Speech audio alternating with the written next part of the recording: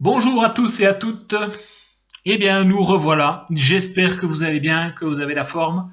Pour affronter ce 7e module des maladies de l'âme, je vais vous entretenir aujourd'hui du mensonge. Le mensonge. Je vous expose rapidement le plan de l'exposé. Premièrement, l'introduction, l'origine du mensonge. Troisièmement, sa nature, les différentes formes de mensonge, les espèces de mensonges, l'évolution du mensonge dans la pensée, la parole et la conduite. Les lieux du mensonge, les différentes dimensions du mensonge, que nous verrons par la suite, les causes morales et affectives, ses conséquences, et enfin, nous ne manquerons pas d'évoquer les 10 remèdes au mensonge. Commençons tout de suite par l'introduction. Donc, le mensonge n'est pas un péché capital. Les péchés capitaux se définissent comme étant ceux dont découlent les autres péchés. Et donc, il y a une notion, si vous voulez, de filiation dans le péché capital.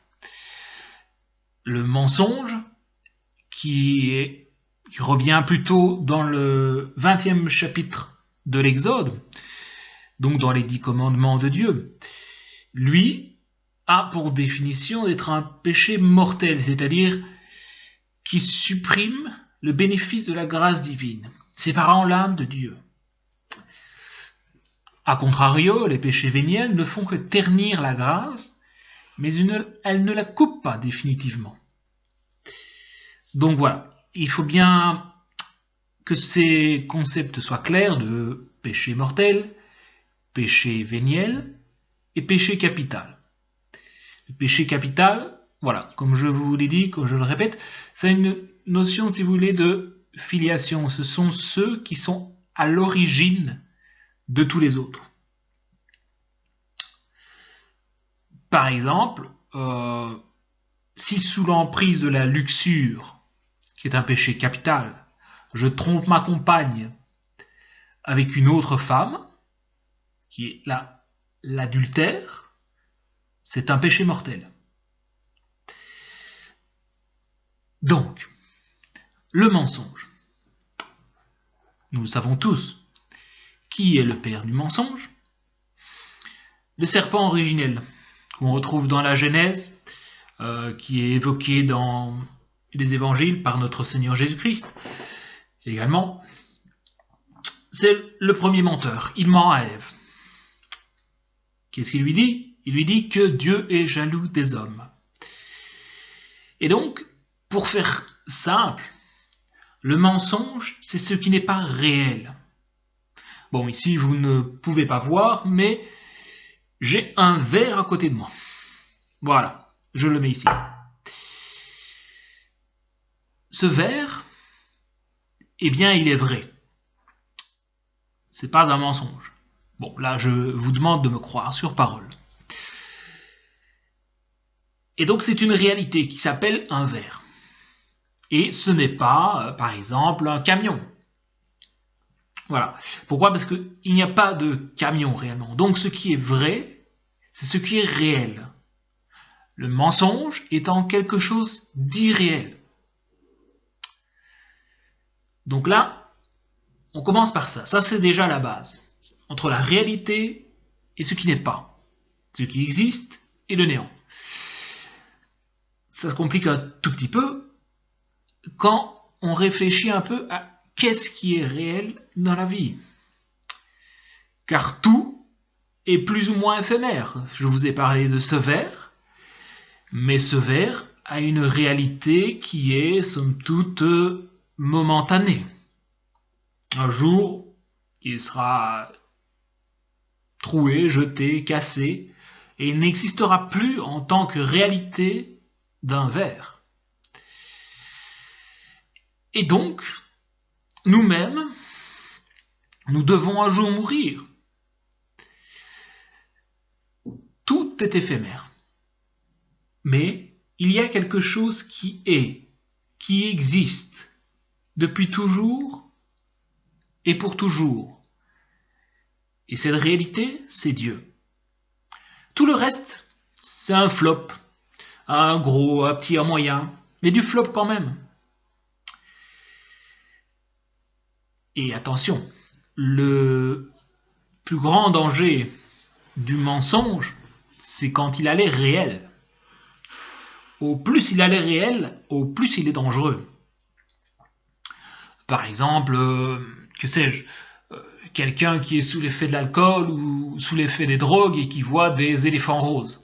Ben, si on lui parle, on peut être probablement qu'il peut rapidement concevoir que c'est un mensonge, une vue de l'esprit où il peut comprendre que c'est l'effet des substances qu'il a à gérer qui lui font voir des choses irréelles.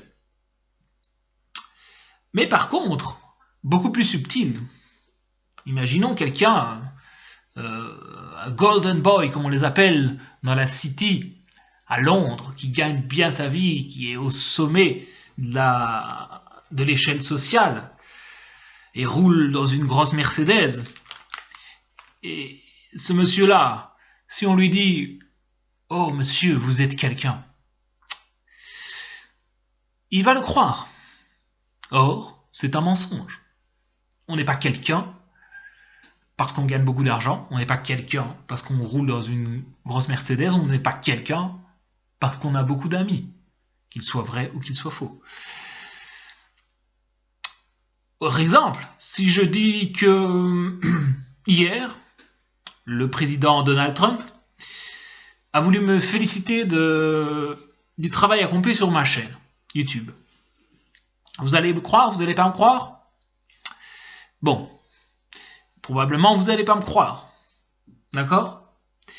Mais par contre, si je vous dis j'ai mangé des spaghettis hier soir, alors que je n'en ai pas mangé, mais ça paraît beaucoup plus plausible. Et donc, il sera beaucoup plus dur de déceler ce mensonge des spaghettis. Car il y a des mensonges qui sont un peu trop flagrants et d'autres qui pourraient très bien coller avec la réalité. Et ceux-là, effectivement, sont les plus dangereux. La mort, c'est le néant, comme je disais. Il n'y a pas de réalité. Le mensonge est mort. Il n'y a pas de réalité en lui-même. Mais lorsque je donne de la réalité à quelque chose qui n'est pas, ça devient un mal. Comme par exemple, dans cette société hédoniste, eh bien, le plaisir. Nous ne sommes pas contre, évidemment, mais le plaisir comme étant l'apogée de l'existence, le sens de la vie, eh bien, c'est un mensonge. On vous gave de plaisir, et après vous déprimez. C'est normal, c'est un mensonge. Ça ne remplit pas. Et donc voilà, tout ça pour dire que Dieu étant l'être parfait, qui est, qui était et qui est, qu'est-ce que j'ai dit? Qui est, qui était et qui vient, pardon. Eh bien, quel plus grand cadeau, quel cadeau veut-il nous faire? Le cadeau le plus parfait qui soit. Eh bien, c'est vrai, comme on parlait tout à l'heure, l'argent, les femmes, que sais-je, l'échelle sociale. Bon, c'est vrai, c'est quelque chose. Mais il y a plus, il y a plus haut. Et Dieu veut nous donner évidemment un don parfait, étant donné que lui-même est parfait. Et ce don parfait, c'est lui-même en Jésus-Christ. Et c'est un grand privilège que nous réfléchissions 2 minutes à un caillou, un animal, un végétal. Il ne peut pas faire autre chose que ce pourquoi il a été programmé. Ce sont des robots. Ce sont des robots. Un végétal, il ne crée rien, il applique ce pourquoi il est fait et ce pourquoi son créateur l'a fait. Et donc, si on invente un robot, imaginons que demain avec les progrès de la domotique, on invente un robot génial, probablement ça va arriver, et avec ce robot, super robot, il puisse faire, je sais pas moi, du surf à Honolulu, du parapente, après il va voir en soirée, il lit des grandes œuvres littéraires, que sais-je. Et vous dites, il a fait plein de choses, il est sur un kiff monstrueux. Eh bien non. Et non. C'est un robot. Il a été programmé pour faire toutes ces choses. Il a été programmé pour lire Shakespeare. Il a été programmé pour faire du parapente. Quelqu'un l'a programmé pour aller à Honolulu faire du surf. Et donc, il n'existe pas. Il n'existe pas par lui-même. Il dépend entièrement de son programmateur. Et c'est le cas de l'animal, du végétal, du caillou. Ce sont des robots. Et quel privilège extraordinaire alors que l'homme qui peut exister par lui-même, et peut nous donner la capacité de dire oui ou non. Il y a une belle fille, voilà, Dieu te dit, tu ne touches pas. Tu ne touches pas, et vous avez la possibilité de dire non. Vous avez la possibilité d'exister et d'affirmer qui vous êtes. Un don exceptionnel qui n'est rencontré nulle part dans toute la création. Et indépendamment de Dieu, vous pouvez donc écouter sa voix ou décider de ne pas l'écouter. Investir dans ce qui est ou investir dans ce qui n'est pas. Voilà. Commençons donc avec le deuxième point, qui est l'origine du mensonge. Le mensonge a Satan pour père. C'est notre Seigneur Jésus-Christ lui-même qui l'affirme. Le mensonge est donc toujours inspiré, directement ou indirectement par le démon, ennemi de la vérité, parce qu'il est devenu par sa rébellion orgueilleuse ennemi irréconciliable de Dieu, ennemi de Dieu, qui est la vérité absolue et source de toute vérité. Satan est l'adversaire acharné de Jésus-Christ, qui est le seul homme pouvant dire, en raison de sa personnalité divine, « Je suis la vérité ». Comme en Jean chapitre 14 au verset 6. Et c'est pourquoi Jésus-Christ dit aux pharisiens en Jean 8, versets 44 à 47, « Vous autres, qui avez le diable pour père, et ce sont les désirs de votre père que vous voulez accomplir. Il était homicide dès le commencement, et il ne s'est pas maintenu dans la vérité, parce qu'il n'y a pas de vérité chez lui. Quand il profère le mensonge, il parle de son propre fond, parce qu'il est menteur et père du mensonge. Les menteurs sont enfants du diable, commande saint Ambroise. Donc voilà, cette origine du mensonge, on peut en apercevoir donc quelque peu la gravité. C'est vrai que ça paraît, finalement, quelque chose d'assez courant dans les propos, dans la vie de tous les jours, des gens même qui peuvent penser que c'est nécessaire. Et donc on est un peu obligé, il faut vivre, on doit mentir. Voilà. Et donc, saint Ambroise est très ferme et il dit que ce sont des enfants du diable. Voyons maintenant la nature du mensonge. Certes, il faut distinguer entre l'erreur et le mensonge. Je puis être rendu en erreur sans qu'il y ait faute de ma part. Je peux me tromper sur l'appréciation de ce qui est réel, sans aucune mauvaise volonté. Ce que j'affirmerai alors sera faux et pourra paraître un mensonge, sans l'être formellement. Le mensonge consiste à affirmer comme vrai ce qu'on sait ou pense être faux. Dans le mensonge, il y a toujours une volonté de nier la vérité connue ou de nier ce que l'on croit être la vérité. Induire les autres en erreur fait partie du mensonge, comme conséquence immédiate, mais non comme étant son élément essentiel, qui est proprement la volonté de nier la vérité. Donc, le mensonge est la négation de la vérité. Mentir, c'est donc parler contre sa pensée, avec l'intention de tromper. Ne pas dire tout ce que l'on pense n'est toutefois pas un mensonge, car autre chose est de parler contre sa pensée, de manière à induire en erreur, autre chose de ne pas livrer toute sa pensée. C'est évident. Chaque personne a ses secrets intimes qu'il lui appartient de préserver. D'inquisition indiscrète. Confier à tous sans discernement ses secrets, plutôt que de la franchise, serait de la pure naïveté, sinon de la bêtise. Le mensonge est toujours synonyme de duplicité, comme l'explique saint Augustin. Ment celui qui énonce par ses paroles ou toute autre manière de signifier sa pensée autre chose que ce qu'il a dans l'esprit. De là, on dit du menteur qu'il a un cœur double, c'est-à-dire une double pensée. Une pensée de la chose qu'il sait ou pense être vraie et ne dit pas, une autre de la chose qu'il exprime en sachant ou pensant qu'elle est fausse.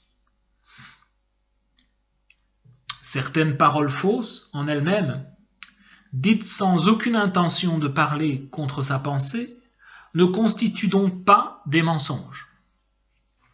Donc voilà, tout au long de cet exposé, il faudra suivre attentivement, car le mensonge, attention, nous le verrons par la suite, n'est pas quelque chose de rigide. Donc il faut même des fois mentir. Nous verrons, saint Thomas nous parle de vérité de convenance. Donc voilà, évidemment ça dépend de toute une série de choses que nous allons voir. Oui. Le quatrième point, qui sont les formes de mensonge. Le mensonge peut revêtir bien des formes. Ainsi, on peut mentir en voulant nier absolument la vérité par de fausses allégations ou déclarations, de faux témoignages, de faux serments, de fausses promesses, de fausses accusations ou de calomnies. On peut mentir encore en déformant la vérité par mode d'exagération ou de réduction des faits, en falsifiant ou interprétant d'une façon contraire à la vérité des documents, des analyses, des résultats d'enquête, ou encore en les soustrayant à l'examen. On peut mentir aussi en simulant la vérité, c'est-à-dire en faisant paraître comme réelle une chose qui ne l'est pas. L'hypocrisie, qui consiste à affecter une vertu ou un sentiment qu'on n'a pas, a été la forme de mensonge la plus fortement réprouvée par le divin maître dans les évangiles. On peut enfin mentir en voilant, en cachant volontairement une vérité connue, qu'on aurait le devoir grave de manifester. Si ce devoir n'existait pas, il n'y aurait pas mensonge à taire certaines vérités. Comme le Christ Jésus nous en donne lui-même l'exemple lorsqu'il dit à ses apôtres « J'aurai encore bien des choses à vous dire, mais vous ne pourriez pas les porter maintenant. » En Jean chapitre 16, verset 12.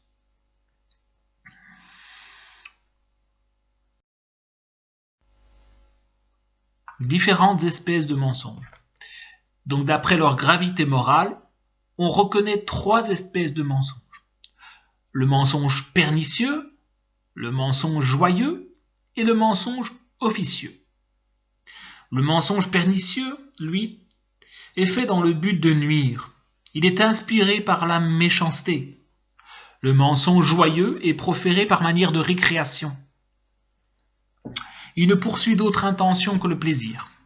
Le mensonge officieux se propose d'être utile au prochain, soit dans ses biens pour lui éviter un dommage matériel, soit dans son corps pour lui sauver la vie, soit dans sa vertu pour le préserver d'une faute qui souille le corps et l'âme.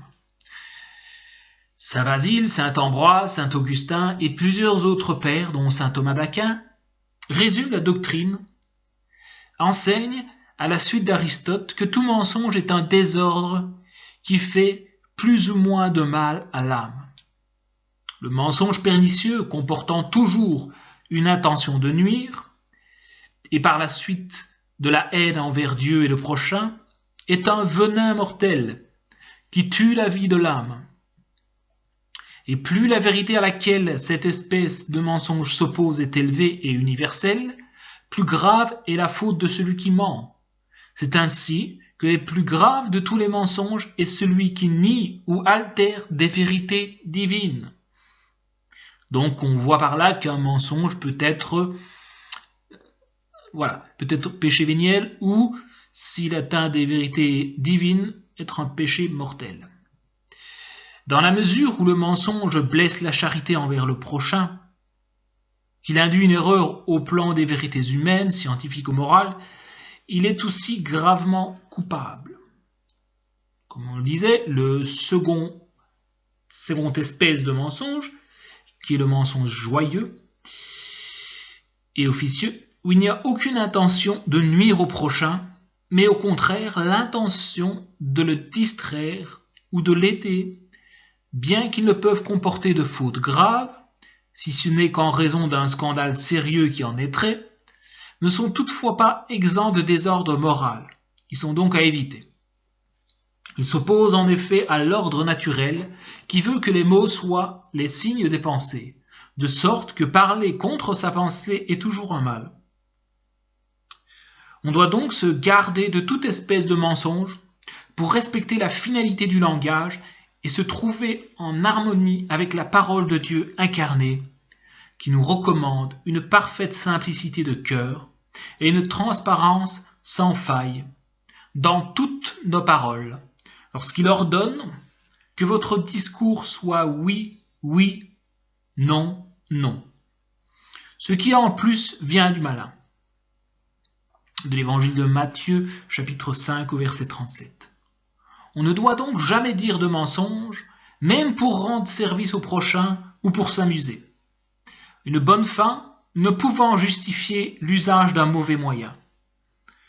Mais si on ne doit pas dire de mensonge, même avec une intention bienveillante, on peut cependant par charité cacher prudemment la vérité, ce qui signifie nullement la trahir ou la falsifier, en affirmant le contraire de ce que l'on pense. Par ailleurs, on ne regarde pas comme des mensonges, affirme saint Augustin, certaines plaisanteries, où l'on fait assez connaître, par la manière dont on les exprime, que les choses qu'on énonce extérieurement sont fausses, de sorte que personne, à moins d'être stupide, ne puisse s'y méprendre. Le même principe s'applique également aux fictions hyperboliques et aux fables. Certes, il est dans tous les cas tout à fait exceptionnel où de très graves devoirs de justice et de charité, qui seraient autrement compromis, ont la priorité sur le devoir de dire strictement la vérité. Un exemple, en temps de guerre, s'il s'agit de sauver d'une mort certaine des personnes innocentes, se trouvant condamnées à mort d'une façon absolument injustifiée, ou encore de protéger quelqu'un de la rage d'un fou, dans ces cas exceptionnels, où seul le bien est voulu et recherché de tous côtés, il ne faudrait plus parler de mensonge, mais selon l'expression du père Sertillange, de vérité de convenance. Nous pouvons retrouver cela en philosophie morale de saint Thomas d'Aquin, page 308.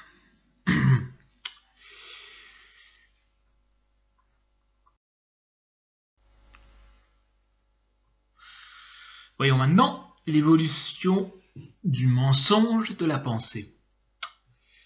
Donc, un célèbre père du désert, saint Dorothée, dit ceci. On tombe dans le mensonge par la pensée en formant des soupçons contre son frère. Par exemple, voyant deux frères qui parlent ensemble, je soupçonne qu'ils parlent de moi, et s'ils s'arrêtent de parler, je soupçonne que ce soit à cause de moi. Et si quelqu'un dit en toute simplicité telle ou telle parole, je soupçonne tout de suite qu'elle est dite contre moi et je m'en attriste. En un mot, dans tout ce que je vois faire ou dire mes frères, je me mets dans l'esprit que c'est par rapport à moi. Je prétends pénétrer les motifs de leurs paroles et de leurs actions. Voilà comment on commet le mensonge par la pensée, où rien de véritable n'est dit, car tout ce qu'on dit n'est fondé que sur des soupçons, qui produisent ces vues curieuses que nous avons sur les actions des autres, ces médisances, ces murmures, ces contestations, cette liberté que nous prenons de juger et de condamner les autres. Certes, il peut arriver quelquefois que nos soupçons se trouvent véritables, mais il est si pernicieux de s'y laisser aller que, pour peu qu'on s'y arrête, ces soupçons nous persuadent que nous voyons avec évidence des choses qui ne sont point et qui n'ont jamais été. Donc ce passage de saint Dorothée concernant le mensonge de pensée est du plus haut intérêt. Le mensonge apparaît comme une mauvaise graine semée par le malin dans la pensée et qui produit des fausses certitudes avant d'éclater à l'extérieur en faux jugements, fausses accusations et en condamnations injustes. On pourrait objecter que les soupçons, terrain intérieur propice au mensonge, se rattachent plutôt à des erreurs de perception. Mais si l'on fait bien attention que tout soupçon est une sorte de doute, le mensonge intérieur réside dans le fait que la pensée passe sans justification du doute à une certitude intérieure. Elle se ment en tenant comme certain ce qu'elle sait être douteux. La parole intérieure est mensongère lorsqu'elle affirme comme étant une réalité le message douteux d'un pur soupçon. De combien de mensonges extérieurs pouvant déterminer la décision impitoyable d'une guerre désastreuse sont responsables de purs soupçons.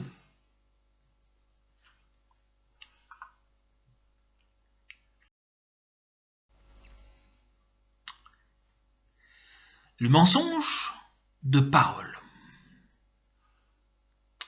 Nous citons toujours saint Dorothée, père du désert.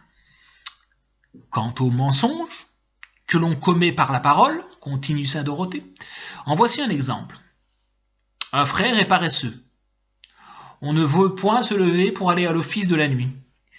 Au lieu d'avouer qu'il a manqué et de le dire « Pardonnez-moi, père, la paresse m'a empêché de me lever », il dit « J'ai eu la fièvre, j'ai eu le vertige.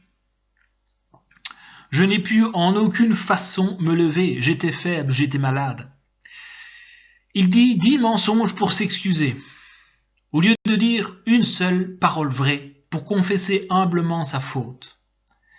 Que si on le reprend, il s'entortille dans ses expressions pour éviter le reproche qu'on veut lui faire. S'il a eu quelques questions à démêler avec un autre frère, il ne se lasse point de se justifier. C'est vous, dit-il, qui avez fait ceci, c'est vous qui avez dit cela. Pour moi, je ne l'ai point dit, c'est un autre. Ce n'est pas cela qu'on m'a dit, c'est une autre chose, etc. Il ne parle ainsi que pour éviter d'être humilié. De même, s'il désire quelque chose, il use de détours pour l'obtenir. Il feint des besoins et ne cesse de faire des mensonges jusqu'à ce qu'il ait obtenu ce qu'il souhaite.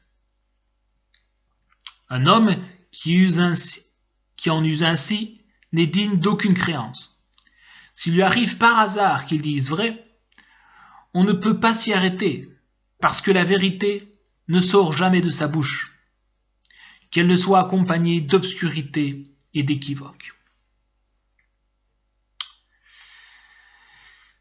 Ce que saint Dorothée dit du mensonge de parole montre qu'un simple mensonge, n'ayant pas de fondement dans la réalité, a besoin de se justifier par d'autres mensonges, de sorte que la parole extérieure, mensongère, n'est jamais l'enfant unique d'une pensée mensongère. La pensée mensongère donne habituellement naissance à plusieurs mensonges qui finissent par jeter l'âme dans un fouillis inextricable. Quel malheur pour la pauvre âme prise au piège de ces mensonges et qui en devient émurée. Elle ne peut que s'enfoncer dans cette obscure prison tant qu'elle s'ingéniera à nier la vérité. Autre point, numéro C. Voyons maintenant ce que dit saint Dorothée pour le mensonge dans la conduite. Enfin, on ment par la conduite de sa vie lorsque l'on feint d'aimer une vertu qu'on n'a point et qu'on a plutôt l'habitude du vice contraire. Par exemple, lorsqu'étant avare, on loue la compassion et la vertu de l'aumône. Ou lorsqu'étant superbe, on admire l'humilité. Ou quand on témoigne de l'admiration pour quelque vertu sans l'estimer par le sentiment de son cœur. Car on agit ainsi, non pas pour éviter le scandale que l'on causerait en parlant autrement, mais afin de paraître n'avoir pas un vice qu'on a, et avoir une vertu qu'on n'a pas. Car si en louant une vertu dont on est dépourvu, on voulait parler sincèrement, on commencerait par s'humilier en avouant qu'on est privé de cette vertu, en confessant qu'on a le malheur d'être infecté du vice qui lui est opposé. Mais on ne parle de la vertu, on ne la loue, on en emprunte le nom que pour couvrir mieux son défaut et sa honte, et souvent aussi pour tromper les autres. Voilà. Celui qui ment par toute la conduite de sa vie, c'est un homme qui n'a point de simplicité, qui est double, qui est opposé à lui-même dans ses actions et dans le sentiment de son cœur. Sa vie n'est qu'une comédie digne de honte et de mépris, affirme saint Dorothée. Le mensonge dans la pensée, ce développement en mensonge dans les paroles, envahit finalement tout le comportement, qui devient comme un grand mensonge. On se montre alors autre qu'on est vraiment, parce qu'on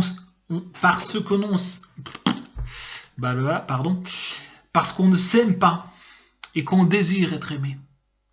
On projette alors une image de soi toute différente de ce que l'on est en réalité. On vit dans le mensonge, c'est-à-dire dans une belle image qu'on s'est fabriquée pour couvrir la difformité de son âme.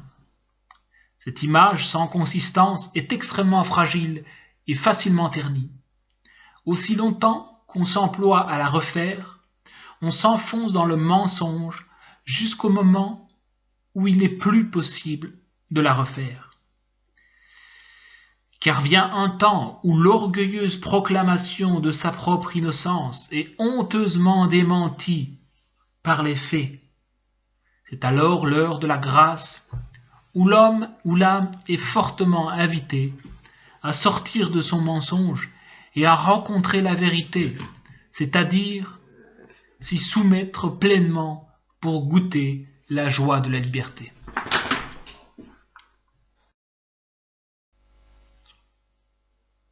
Nous arrivons maintenant au 7e point, les lieux du mensonge. Bon, rassurez-vous tout de suite, il ne s'agit pas d'endroits géographiques où il serait autorisé de mentir et d'autres où il serait interdit. Mais par contre, c'est plutôt son objet. Le mensonge a libre cours dans tous les domaines, du plus profane au plus sacré. On peut mentir au nom de la religion, au nom de la philosophie, au nom de la science, au nom du droit, au nom de la politique, au nom de l'économie, au nom de quelques compétences professionnelles et dans le cadre de quelque activité que ce soit.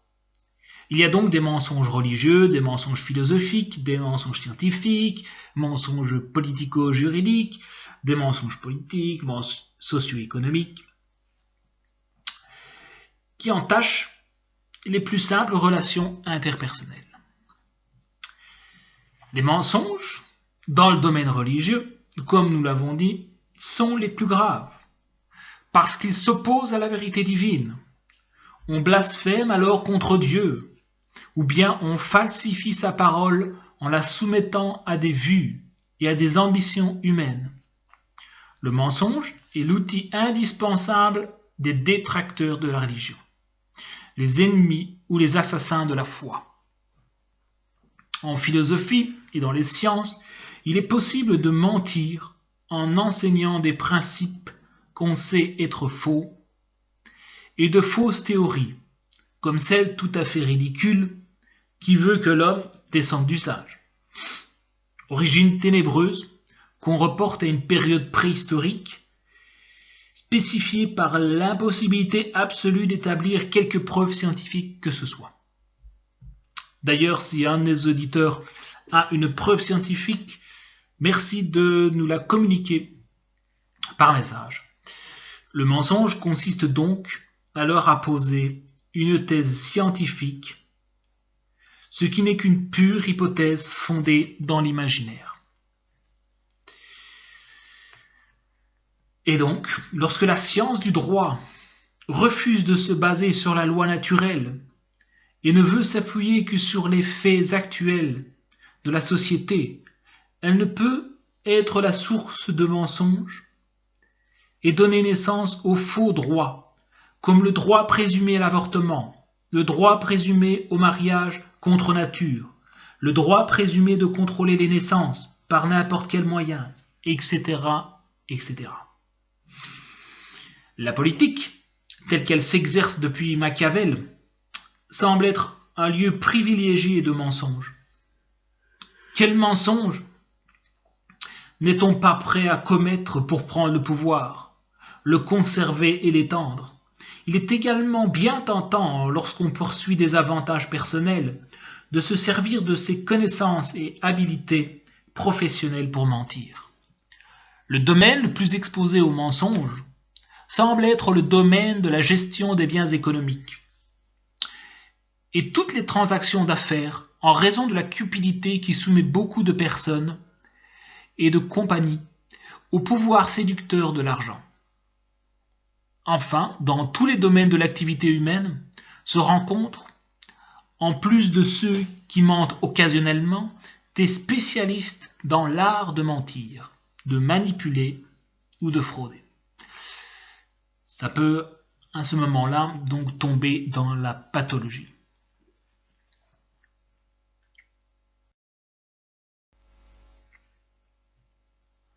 Huitième point, les différentes perspectives du mensonge.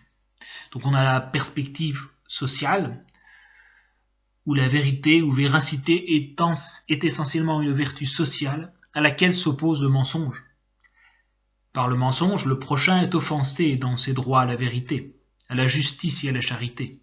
Par le mensonge se trouvent ébranlés les fondements moraux de toute vie sociale. À partir du mensonge, comment peut-on construire une société dans la justice, l'amour et la paix? Impossible. La vérité demeurera toujours le premier fondement sur lequel doit se construire la paix, tandis que le mensonge, qui protège et nourrit l'injustice, ne peut qu'engendrer et perpétuer la guerre. La perspective divine à présent. Par le mensonge, Dieu est offensé dans l'amour et la fidélité qu'on lui doit. Les mensonges faits au prochain offensent en même temps Dieu, dont nous sommes les enfants. Ils offensent particulièrement le Christ Jésus, dont nous sommes ou devons être les membres vivants. Un menteur ne peut avoir qu'une religion hypocrite, une vie religieuse qui est en fait une comédie. Les cœurs doubles, même s'ils en donnent l'impression, ne peuvent être réellement des amis de Dieu, car il est écrit que Dieu déteste les cœurs doubles, au livre des Proverbes. chapitre 8, verset 13. Si l'honnêteté, la rectitude morale, la simplicité dans les paroles sont exigées dans les relations humaines, à plus forte raison dans nos relations avec Dieu. Le commandement de Dieu, tu ne mentiras pas, n'a pas seulement pour but d'établir la vie sociale sur ses bases de la paix, que sont la vérité et la justice, la confiance mutuelle et la charité, mais aussi d'assurer les conditions de relation avec Dieu qui soient sincères, foncièrement droites et par suite qui lui soient agréables. Dans cette perspective, mentir au chef de l'Église, c'est mentir à Dieu. Aussi, saint Pierre reproche-t-il à Ananie: ce n'est pas aux hommes que tu as menti, c'est à Dieu. Dans les Actes des Apôtres, au chapitre 5, verset 5.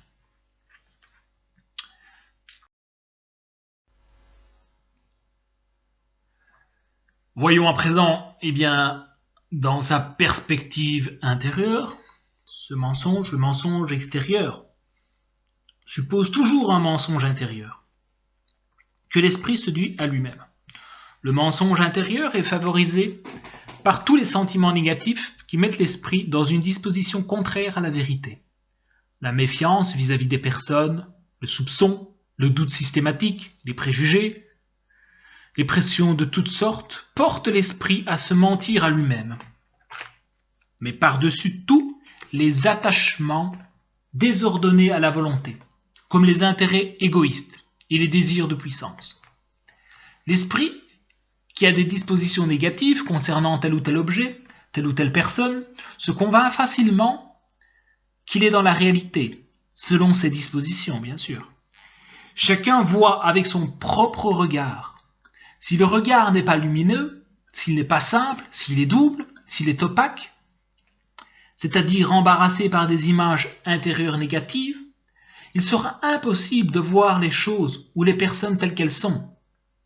Les images intérieures négatives cherchent constamment à se justifier. Et ce besoin de justification de ces mauvaises dispositions intérieures peut aller jusqu'à altérer la perception de la réalité et à imaginer des choses, des actions ou des situations qui ne sont pas. Par exemple, parce que j'ai des très forts doutes vis-à-vis de telle personne, il me semble que je l'ai vu faire telle action. Mon esprit, dans sa disposition négative, se mentant lui-même, peut passer insensiblement de « il me semble » à « j'en ai la certitude », ce que nous évoquions déjà précédemment. Le mensonge intérieur, qui naît d'attachements désordonnés, comme dans les dépendances affectives ou les dépendances à des substances nocives, est une conséquence d'un refus de la volonté d'agir selon les exigences de la raison, plus ou moins clairement perçue. Si j'admets avoir cette dépendance, source de désordre déplorable, la raison ne peut me faire aussitôt que l'obligation de m'en libérer. Comme je veux en fait conserver cette dépendance, je me dis intérieurement que je ne l'ai pas, que ma façon d'agir répond à un besoin naturel, et je trouve 1000 raisons pour justifier mon comportement. Je nie ce qu'il est réellement de cette négation de la vérité par mode de déni, c'est-à-dire de refus de la reconnaître, est proprement un mensonge qui fausse la conscience. Aucun vice ne pourrait se développer en nous s'il n'était ainsi nourri par le mensonge qu'on se dit intérieurement. On ne veut pas reconnaître le vice qu'on a, parce qu'on ne veut pas changer, parce qu'on ne veut pas s'en défaire. Par le mensonge, du déni, qui nourrit le vice en nous, on fait beaucoup de mal à son âme. On blesse son âme plus que par le vice lui-même. Reconnaissons humblement notre mal, et il est déjà à moitié guéri. Parce que la conscience faussée par le mensonge reçoit alors la lumière de la vérité qui l'engage à prendre le chemin de la vérité et de la liberté.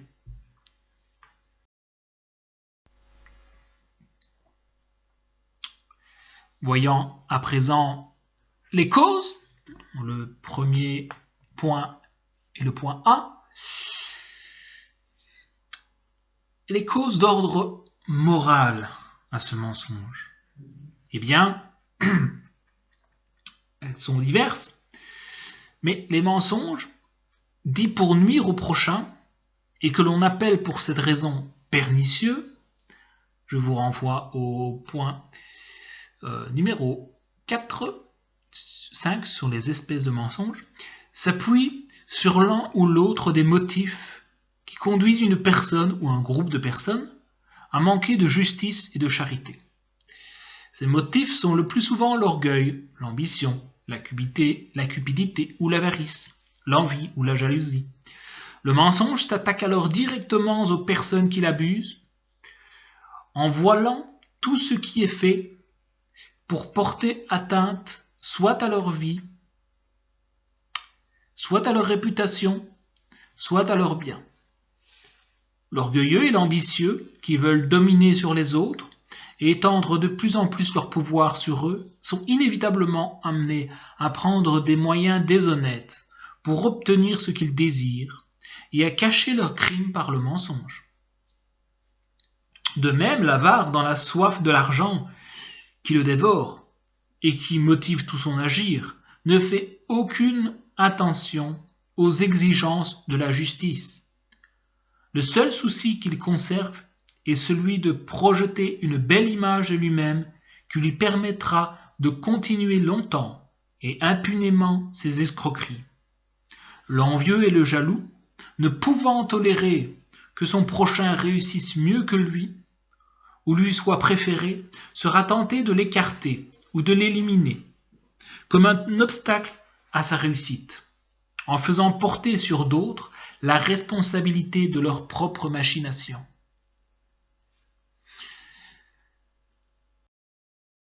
Point B. Les causes d'ordre affectif. Beaucoup de mensonges, en effet, proviennent de toutes sortes de peurs. La peur d'être rejeté, la peur d'être méprisé, d'être ridiculisé, la peur d'être blâmé, condamné ou puni, la peur de perdre sa réputation, la peur de perdre de l'argent ou quelque avantage personnel, la peur de mourir, etc. On recourt alors au mensonge comme un mécanisme de défense pour se protéger de ce que l'on perçoit être un danger ou une menace. Cette menace, fût-elle réelle, elle ne justifie pas de recourir au mensonge pour sortir de l'embarras, car le mensonge inflige une blessure mortelle à l'âme. Le mensonge, même s'il n'est pas pernicieux, fait toujours du tort à celui qui le profère, et peut aussi faire du tort au prochain. Par exemple, lorsqu'un époux qui a perdu beaucoup d'argent au jeu affirme à son épouse qu'il ne peut payer les dépenses habituelles parce qu'il a été victime d'un voleur, bon, voilà. Notre pauvre nature, blessée par le péché, tend ainsi à se justifier des fautes commises, jusqu'au jour où elle comprend que la justification mensongère du mal qu'elle porte en elle l'en rend de plus en plus esclave et que seule la vérité peut l'en libérer.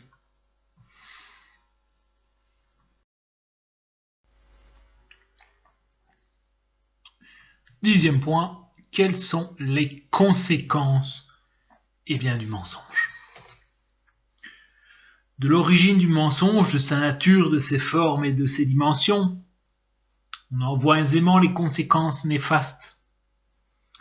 Le mensonge fausse d'abord notre relation avec Dieu, le seul être qu'on ne pourra jamais tromper. Le mensonge porte en lui-même la conséquence immédiate de tromper les autres. Induire les autres en erreur par le mensonge ne peut être que source d'injustice, de troubles, de défiance, d'insécurité et de conflit. Le mensonge est une espèce de vol, le vol de la confiance d'autrui. Or, Ce vol de la confiance d'autrui ouvre la porte à toutes les autres sortes de vols. C'est pourquoi les termes menteur et voleur ont toujours été intimement associés. Tout abus de confiance rend son auteur détestable et justiciable. Ce dernier échappe-t-il à la justice des tribunaux? Il n'échappe jamais à la justice naturelle de l'infamie, qui le prive non seulement de l'honneur d'une bonne réputation, mais aussi du droit à la confiance qui lui est attachée. Le mensonge habituel est une maladie de l'intelligence qui en pervertit l'activité.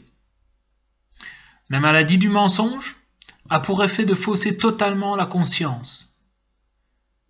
Pensant à cela, Bourdaloue, un des plus grands prédicateurs du XVIIe siècle, fait cette réflexion. Comme toute conscience n'est pas droite, tout ce qui est selon la conscience n'est pas toujours droit.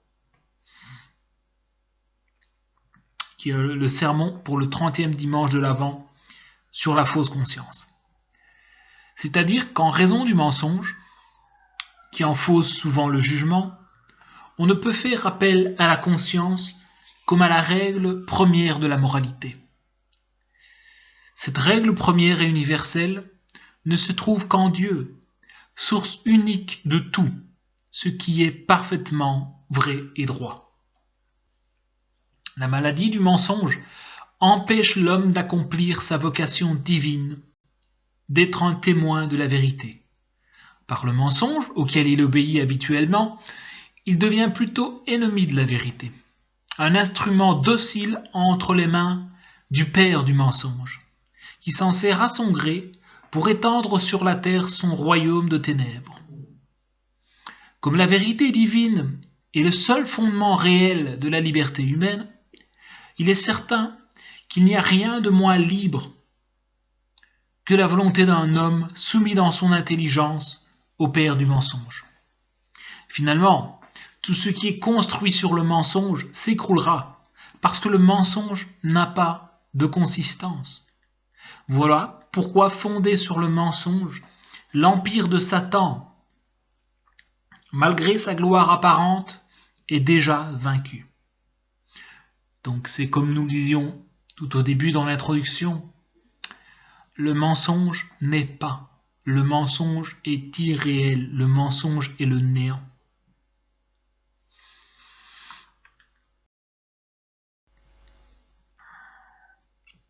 Voyons maintenant les 10 remèdes au mensonge pour conclure cet exposé. Premier remède au mensonge consiste à avoir le souci constant d'une vie intellectuelle et spirituelle fondée sur la vérité. Par suite, se détacher immédiatement de toute opinion qu'on découvre être fausse. Deuxième conseil, prendre conscience des grands maux qui proviennent du mensonge et du mal, qu'on se fait en soi-même en mentant. Le mensonge enténèbre l'âme, lui enlève sa liberté et ruine toute vie spirituelle. Un agir enraciné dans le mensonge finit par pervertir l'esprit. On agit d'abord contrairement à ce que l'on pense, ou sait être vrai, et on arrive à en penser comme on agit, c'est-à-dire faussement. Dès qu'on a pris, troisième remède, dès qu'on a pris conscience qu'on est enfermé dans la prison de quelques mensonges, vouloir résolument s'en sortir. Pour cela, il faut crier au secours vers l'Éternel, se tourner vers Jésus-Christ, la vérité incarnée, et implorer sa miséricorde. C'est lui seul qui peut libérer de l'emprise du mensonge l'humanité de chaque âme en particulier. Quatrième remède, l'humilité, très important, étant la vertu qui établit l'âme dans la vérité. Demander beaucoup cette vertu et s'efforcer de demeurer dans une disposition spirituelle d'humilité. À cette fin, méditer la passion de Jésus et les exemples des saints. Recourir aussi souvent que possible au sacrement de pénitence qui apporte toujours à l'âme bien disposée une grâce d'humilité. Cinquièmement, au plan de la pensée et du raisonnement, cherchez à toujours être objectif. Il est important de respecter les règles universelles de la logique. Il faut surtout faire attention à ne pas juger selon les apparences ou nos impressions ou nos sentiments. Refuser toute conclusion qui ne repose pas sur un fondement certain. S'abstenir de faire quelque affirmation que ce soit qui mette en cause le prochain sans une preuve irréfutable. Sixièmement, pour dire toujours la vérité et agir selon la vérité, veillez sur les émotions et les pensées négatives qui disposent au mensonge. Tuez ainsi le mensonge dans l'œuf avant qu'il n'éclose.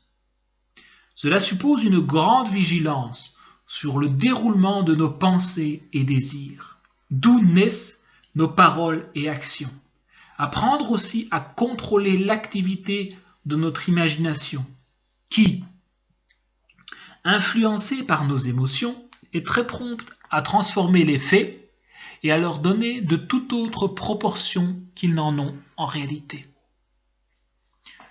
Septième remède, sachant que tous nos vices, pour ne pas être découverts et dénoncés, tendent à s'envelopper de beaux mensonges, il faut avoir le courage de les attaquer dans leur retranchement et les faire sortir de leur cachette. C'est la condition première pour en guérir. Ce principe est à appliquer particulièrement dans le cas de dépendances qui n'ont d'autre milieu de croissance que le mensonge. Donc, il faut aller là, à l'attaque, et débusquer le mensonge comme du gibier. Huitième remède, on sort de la vérité, soit en réduisant la réalité, soit en l'exagérant. Par conséquent, pour demeurer dans la vérité, évitez d'exagérer comme aussi de diminuer les faits. En ce qui nous concerne personnellement, posez un regard honnête sur nous-mêmes, sans jamais nous mettre au-dessus des autres, ni nous déprécier. Neuvième remède, ne pas nous laisser envahir par les soupçons, et mieux encore, ne pas en tenir compte, car ils sont très souvent une source subtile de jugements téméraires et mensongers. Et enfin, comme dixième remède, il faut considérer que nous vivons dans un monde de mensonges. Notre esprit en est assailli de tous les côtés. Ces mensonges, répandus par des techniques modernes de diffusion de l'image et de la pensée, font violence à notre dignité personnelle et à notre droit fondamental à la vérité, qui conditionne notre liberté.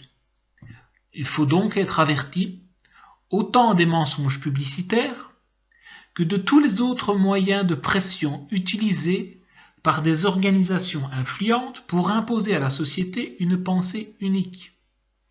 Ne pas craindre de se réclamer le respect de notre droit naturel à la vérité et surtout le respect de notre droit à croire et vivre l'évangile de Jésus-Christ.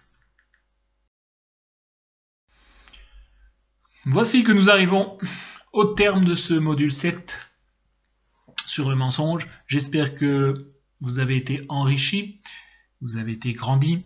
N'hésitez pas à nous soutenir en nous laissant un pouce bleu sur notre page Facebook et vous pouvez également appuyer sur la petite cloche sur notre chaîne YouTube et ainsi vous recevrez automatiquement les prochaines vidéos qui seront publiées. Sur ce, je vous dis portez-vous bien et à bientôt.